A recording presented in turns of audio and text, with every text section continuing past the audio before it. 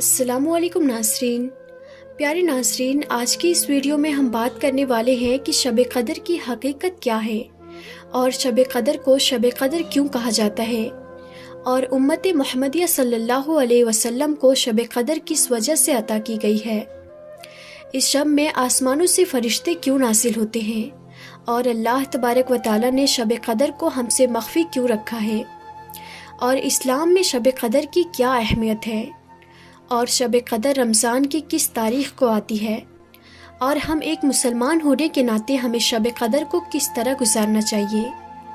پیارے ناظرین، ان تمام سوالات کے جوابات ہم آپ کو قرآن و حدیث کی روشنی میں دیں گے، لہٰذا ہماری آپ سے یہ گزارش ہے کہ ہماری اس ویڈیو کو آخر تک ضرور دیکھیے گا تاکہ آپ شب قدر کے تمام فضائل و برکات کو حاصل کر سکیں۔ پیارے ناظرین، شب قدر کی ایک بڑی فضیلت یہ ہے کہ اس کے متعلق قرآن کریم میں پوری سورت نازل ہوئی ہے جس کا نام سورۃ القدر ہے۔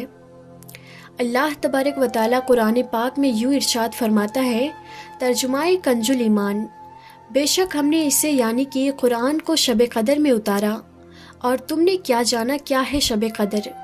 شب قدر 1000 مہینوں سے بہتر ہے۔ اس میں فرشتے اور جبرائیل علیہ السلام اترتے ہیں اپنے رب کے حکم سے ہر کام کے لیے، اور سلامتی ہے صبح چمکنے تک۔ پیارے ناظرین، اس صورت سے معلوم ہوا کہ شب قدر ایسی بابرکت اور عظمت و بزرگی والی رات ہے جو 1000 مہینوں سے بہتر ہے۔ اسی رات میں قرآن حکیم لوح محفوظ سے آسمانی دنیا پر نازل ہوا۔ اسی رات میں فرشتے اور جبرائیل علیہ السلام زمین پر اترتے ہیں۔ اسی رات میں صبح طلوع ہونے تک خیر و برکت نازل ہوتی ہے، اور یہ رات سلامتی ہی سلامتی ہے۔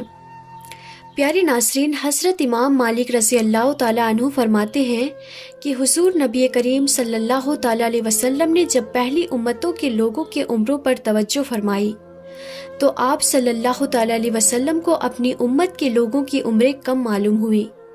آپ صلی اللہ تعالیٰ علیہ وسلم نے یہ خیال فرمایا کہ جب پہلے کے لوگوں کے مقابلے میں ان کی عمریں کم ہیں تو ان کی نیکیاں بھی کم رہیں گی۔ اس پر اللہ تبارک و تعالیٰ نے آپ صلی اللہ تعالیٰ علیہ وسلم کو شب قدر عطا فرمائی جو 1000 مہینوں سے بہتر ہے۔ اور حضرت مجاہد رضی اللہ تعالیٰ عنہ فرماتے ہیں کہ نبی کریم صلی اللہ تعالیٰ علیہ وسلم نے بنی اسرائیل کے ایک نیک شخص کا ذکر فرمایا جس نے 1000 ماہ تک راہ خدا میں جہاد کے لیے ہتھیار اٹھائے رکھے۔ صحابہ اکرام علیہم رضوان کو اس پر تعجب ہوا تو اللہ تبارک و تعالیٰ نے یہ سورت نازل فرمائی، اور ایک رات یعنی کہ شب قدر کی عبادت کو اس مجاہد کے 1000 مہینوں کی عبادت سے بہتر قرار دیا، اور اس مقدس اور مبارک رات کا نام لیلۃ القدر رکھے جانے کی چند حکمتیں ہیں۔ علماء اکرام فرماتے ہیں کہ قدر کے ایک معنی مرتبے کے ہیں۔ اس بنا پر یہ کہا جا سکتا ہے کہ اس رات کی عظمت و بزرگی اور اعلیٰ مرتبے کی وجہ سے اس کا نام لیلۃ القدر یعنی کہ مرتبے والی رات رکھا گیا ہے۔ اس رات میں عبادت کا مرتبہ بھی بہت اعلیٰ ہے۔ جو کوئی اس رات میں عبادت کرتا ہے وہ بارگاہ الہی میں قدر و منزلت والا ہو جاتا ہے، اور اس رات کی عبادت کا مرتبہ یہ ہے کہ وہ 1000 مہینوں سے بہتر ہے، اور قدر کے ایک معنی تقدیر کے بھی ہے۔ اور چونکہ اس رات میں بندوں کو تقدیر کا وہ حصہ جو اس رمضان سے اگلے رمضان تک پیش آنے والا ہوتا ہے وہ متعلقہ فرشتوں کو سونپ دیا جاتا ہے، اس لیے بھی اس رات کو شب قدر کہتے ہیں۔ اور حضور نبی کریم صلی اللہ تعالیٰ علیہ وسلم نے ارشاد فرمایا، جب شب قدر ہوتی ہے تو حضرت جبرائیل علیہ السلام فرشتوں کے جھرمٹ میں زمین پر اترتے ہیں اور اس شخص کے لیے دعائے رحمت کرتے ہیں جو کھڑا یا بیٹھا ہو اللہ تبارک و تعالیٰ کی عبادت کر رہا ہوتا ہے۔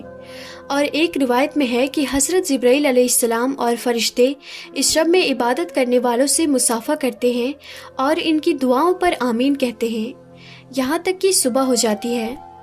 علماء اکرام فرماتے ہیں کہ شب قدر میں عبادت کرنے والوں سے حضرت جبرائیل علیہ السلام اور فرشتے سلام و مصافحہ کرتے ہیں تو اس کی نشانی یہ ہوتی ہے کہ بدن کے رونگٹے کھڑے ہو جاتے ہیں، دل خشیت الہی سے لرزنے لگتا ہے، اور اس پر رقت طاری ہو جاتی ہے، اور آنکھوں سے آنسو جاری ہو جاتے ہیں۔ پیارے ناظرین، شب قدر کی تعین میں اختلاف پایا جاتا ہے۔ بعض کہتے ہیں کہ شب قدر سال بھر میں کسی بھی وقت آ سکتی ہے، اور بعض کہتے ہیں کہ شب قدر رمضان کے آخری عشرے کی طاق راتوں یعنی کہ 21، 23، 25، 27 اور 29 کی رات میں ہوتی ہے۔ بہرحال پیارے ناظرین، کثیر علماء کے نزدیک 27ویں شب شب قدر ہے۔ حضرت امام اعظم ابو حنیفہ رضی اللہ تعالیٰ عنہ سے یہی مروی ہے، اور حضرت امیر معاویہ رضی اللہ تعالیٰ عنہ سے روایت ہے کہ آقا و مولا صلی اللہ تعالیٰ علیہ وسلم نے ارشاد فرمایا، شب قدر رمضان کے 27ویں شب ہے۔ بحوالہ سنن ابی داؤد جلد نمبر 1 صفحہ نمبر 197، اور حضرت عثمان بن ابی العاص رضی اللہ تعالیٰ عنہ کا ایک غلام بحری جہاز کا ملاح رہا تھا، یعنی کہ وہ بحری جہاز چلاتا تھا۔ وہ ان سے کہنے لگا، ایک چیز میرے تجربے میں بہت عجیب ہے، وہ یہ کہ سال میں ایک رات سمندر کا کھارا پانی میٹھا ہو جاتا ہے۔ تو آپ رضی اللہ تعالیٰ عنہ نے فرمایا کہ جب وہ رات آئے تو مجھے ضرور بتانا۔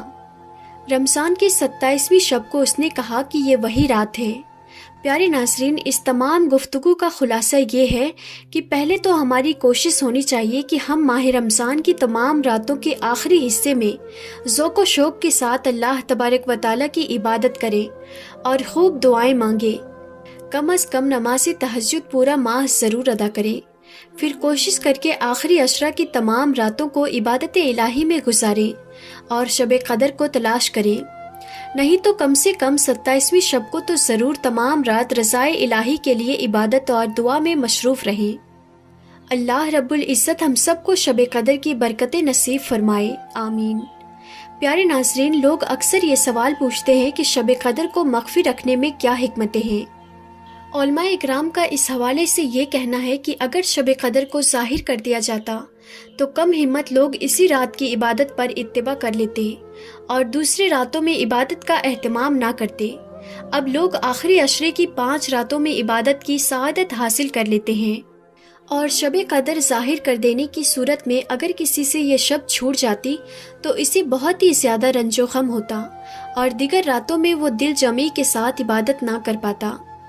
لہٰذا اب رمضان کی 5 طاق راتوں میں سے 2-3 راتیں اکثر لوگوں کے نصیب میں ہو ہی جاتی ہے، اور شب قدر کا مخفی رکھنا اسی طرح سمجھ لیجئے جیسے موت کا وقت نہ بتانا، کیونکہ اگر موت کا وقت بتا دیا جاتا تو لوگ ساری عمر نفسانی خواہشات کی پیروی میں گناہ کرتے اور موت سے ٹھیک پہلے توبہ کر لیتے۔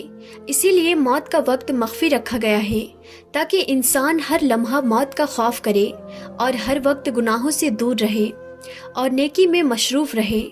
اسی طرح آخری عشرے کی ہر طاق رات میں بندوں کو یہی سوچ کر عبادت کرنی چاہیے کہ شاید یہی شب قدر ہو۔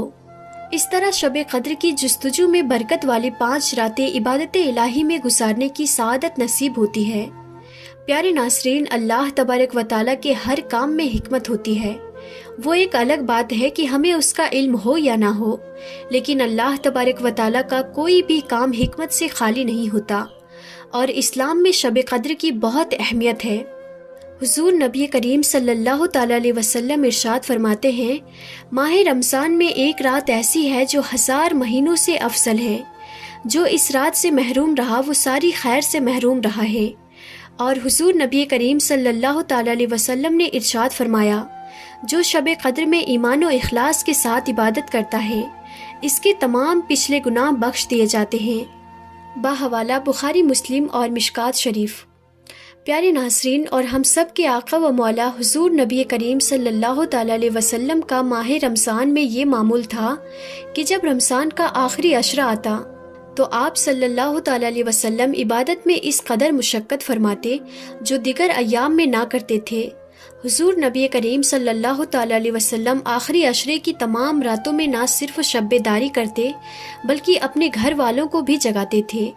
پیارے ناظرین، غور فرمائیے، جب اللہ تبارک و تعالیٰ کے محبوب صلی اللہ تعالیٰ علیہ وسلم آخری عشرے میں عبادت میں مشقتیں اٹھاتے تھے جن کے صدقے اور طفیل ہم گناہگاروں کی بخشش ہونی ہے، تو ہم اور آپ آخری عشرے میں اللہ تبارک و تعالیٰ کی رضا کے لیے اپنے آقا و مولا صلی اللہ تعالیٰ علیہ وسلم کی سنت کیوں نہ اپنائیں؟ جس طرح کہ علامہ اقبال رحمۃ اللہ تعالیٰ علیہ ارشاد فرماتے ہیں کہ ہم تو مائل با کرم ہیں، کوئی سائل ہی نہیں، راہ دکھلائیں کسے رہروے منزل ہی نہیں۔ آخر میں اللہ تبارک و تعالیٰ سے دعا ہے کہ اللہ تبارک و تعالیٰ ہمیں شب قدر کی قدر کرنے کی توفیق عطا فرمائے اور اس شب میں زیادہ سے زیادہ نیکیاں کرنے کی توفیق عطا فرمائے، آمین یا رب العالمین۔ تو ناظرین آج کے لیے بس اتنا ہی، ہم پھر ملتے ہیں اگلی نئی ویڈیو میں، تب تک کے لیے خدا حافظ۔